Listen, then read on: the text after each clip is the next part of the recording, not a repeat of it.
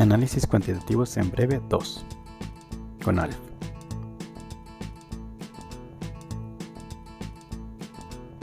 Imaginemos que ya tenemos nuestros datos y ahora deseamos presentarlos en nuestro reporte. Queremos presentar nuestras gráficas y los diferentes resultados estadísticos. Existen diferentes características de los datos que podemos reportar. Las primeras las conocemos como medidas de tendencia central. Dentro de las medidas de tendencia central, las principales son la media, la mediana y la moda. Pensemos en la media. La media es una característica muy importante y la más empleada, pero es susceptible a valores extremos. Se calcula como la suma de todos los valores entre el número total de valores. Pensemos que queremos saber la estatura promedio de un conjunto de personas de una población de interés. Podemos tomar una muestra y cada uno de los valores puede ser la estatura de cada una de las personas que componen la muestra. Por otro lado, tenemos las medidas de distribución. Estas nos dan información sobre la forma de la distribución. Los datos podrían deslizarse hacia un lado o hacia el otro, lo cual haría que la distribución de datos fuera asimétrica. O puede ir hacia arriba o hacia abajo, siendo más puntiaguda o más chata, y esto tiene que ver con un estadístico llamado kurtosis. Tenemos las medidas de variabilidad. Si tenemos un conjunto de datos que nosotros hemos capturado y estos giran alrededor de un punto medio, podemos ilustrar cada uno de los datos y ver que algunos están cercanos y otros están alejados del punto medio. Entre más alejados hacia los extremos estén nuestros datos, la variabilidad será mayor, y esto se puede medir con dos cantidades conocidas como la varianza y la desviación estándar. Podemos también conocer cuál es el porcentaje de valores que está por debajo o por arriba de la media, y con esto poder ubicar a un conjunto de personas o a una persona dentro de una distribución normal de datos, y podemos calcular cuál sería su puntuación estándar. Esto es muy útil cuando nosotros tenemos un conjunto de personas y queremos ver cuál es el porcentaje de personas que se encuentra por debajo de un valor, como por ejemplo en las pruebas de inteligencia. Esto se calcula a través de la puntuación Z o estándar. Tenemos también los valores de posesión representados por los valores percentiles. Estos nos permiten estudiar en qué parte de la distribución se encuentra cierto dato. Por ejemplo, si nosotros tenemos una distribución, podemos ubicar tres valores percentiles muy importantes: Q1, Q2 y Q3. Q1 se encuentra en la parte baja del diagrama de la caja y Q3 en la parte alta del diagrama. Q1 representa el 25% de los datos y Q3 representa el 75% de los datos. Posteriormente, podemos hacer un proceso de estadística inferencial. Tradicionalmente, empleamos la prueba de significancia de hipótesis nula. Pero, ¿hay otra forma de hacerlo? ¿Habrá algún otro método? Podríamos pensar que quizás sea una manera más eficiente de llevarlo a cabo, y podríamos pensar que podemos hacer una estadística distinta, a la Bayes. Pero bueno, esa es una historia para otro video que contaremos más adelante. En el proceso de hipótesis nula tenemos 6 pasos. El primero de ellos es plantear la hipótesis de investigación, la hipótesis alternativa, HA. Esta es nuestra idea de investigación, lo que nosotros estamos pensando que podemos estudiar. Como segundo paso es establecer la hipótesis nula. Esta hipótesis nula es la que nosotros vamos a poner a prueba de manera estadística y la que vamos a rechazar o fallar en rechazar en favor de nuestra hipótesis de investigación.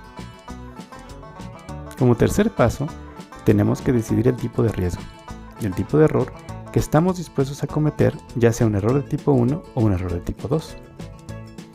Tenemos que darnos cuenta qué es lo que vamos a observar. En el error de tipo 1 vemos diferencias donde no las hay, mientras que en el error de tipo 2 no vemos diferencias en donde sí las había.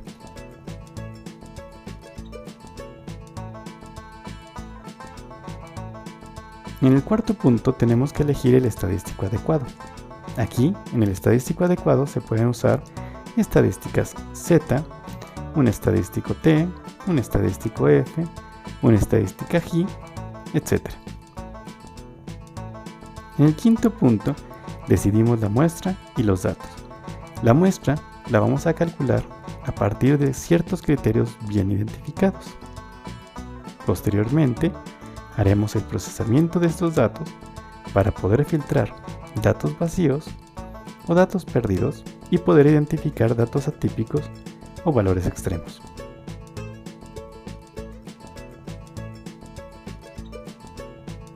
Finalmente, tenemos la decisión. Esta decisión es crucial y es el paso más importante dentro de la prueba de hipótesis. Aquí tenemos que decidir, con toda la información que ya tenemos y los resultados obtenidos, qué es lo que vamos a hacer con la hipótesis nula. Nosotros la vamos a conservar o la vamos a rechazar en favor de la alternativa. Esto nos va a llevar a nuestra interpretación, la cual posteriormente tenemos que reportar en un artículo, en un reporte de investigación o en nuestro proyecto de tesis.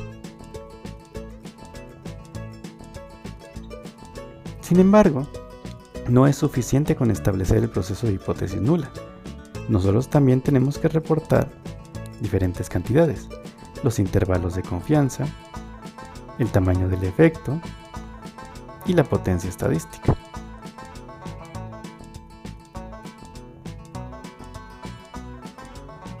Esto nos va a llevar a una buena práctica y ética en el desempeño en la investigación y nos permitirá tener un reporte eficiente, el cual va a tener una visión metaanalítica y esto les va a servir a otras investigaciones.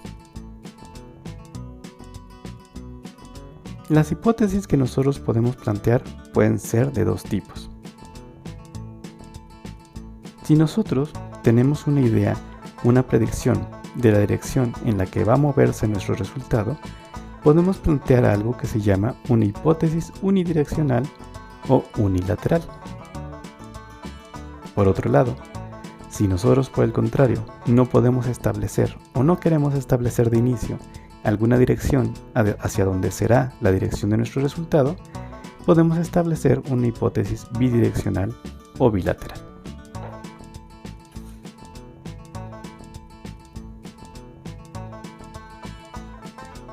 El primer conjunto de pruebas estadísticas son las pruebas paramétricas. Estas pruebas deben de cumplir ciertas condiciones de normalidad, homogeneidad e independencia. Esto es muy importante para poder hacer uso de estas pruebas. Dentro de las pruebas de normalidad tenemos la de Kolmogorov-Smirnov y la de Shapiro-Wilk. Estas son dependientes del tamaño de la muestra y en muchos de los casos es más conveniente usar la prueba de Shapiro-Wilk. Para la homogeneidad tenemos, por ejemplo, la prueba de Levene. En ambos casos se plantea una hipótesis con p menor de 0.05, donde se establece que la curva es normal o que hay homogeneidad en las varianzas. Por lo tanto, el no rechazar la hipótesis nula sería algo muy conveniente. Entre las primeras pruebas paramétricas tenemos las pruebas T independientes. Estas pruebas se tiene el interés de comparar o contrastar diferentes grupos, dos. Pensemos en la siguiente situación.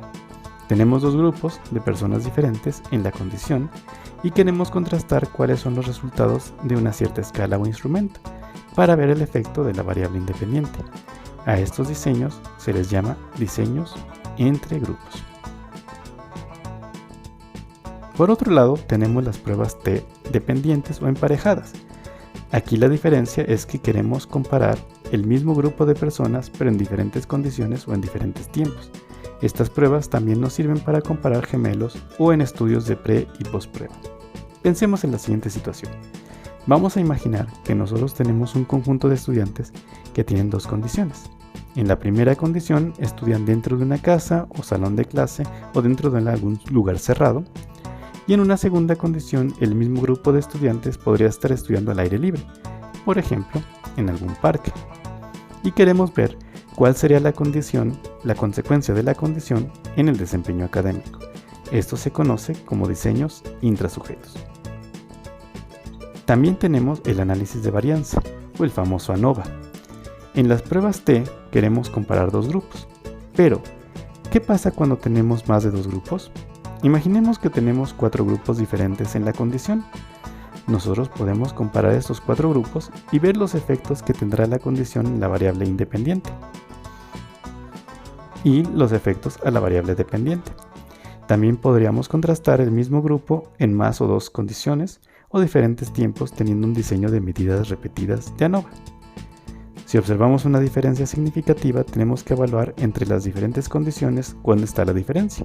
Para eso utilizamos una prueba post-hoc llamada de Tukey o de contraste de Bonferroni. También tenemos un proceso de regresión o procesos de correlación lineal. Hasta el momento hemos estado interesados en revisar procesos de comparación de grupos o condiciones, pero ¿qué pasa si nosotros queremos ver la relación entre 2 variables? Pensemos en la siguiente situación. Queremos evaluar la calidad del sueño o las horas de sueño y su relación con el desempeño académico dentro del salón de clases en la escuela. Podemos capturar estos datos y los podemos graficar en una gráfica de dispersión, de tal manera que podemos ver y calcular la magnitud de esta relación por medio de la correlación de Pearson. Esta serie de datos la tomamos de diferentes estudiantes que reportan sus horas de sueño y complementamos con la evaluación del desempeño académico, que puede ser algún examen de conocimientos. Podemos establecer un modelo lineal el cual nos predice comportamientos futuros. Finalmente, tenemos las pruebas no paramétricas o de distribución libre.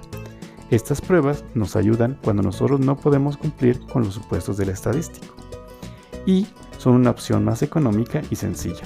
Tenemos una gama de posibilidades para hacer pruebas no paramétricas. Aquí solamente presentamos algunas de ellas. Estas pruebas son muy importantes cuando nosotros tenemos variables dependientes de tipo categórico o las variables no cumplen una distribución normal u homogénea y representan una excelente opción.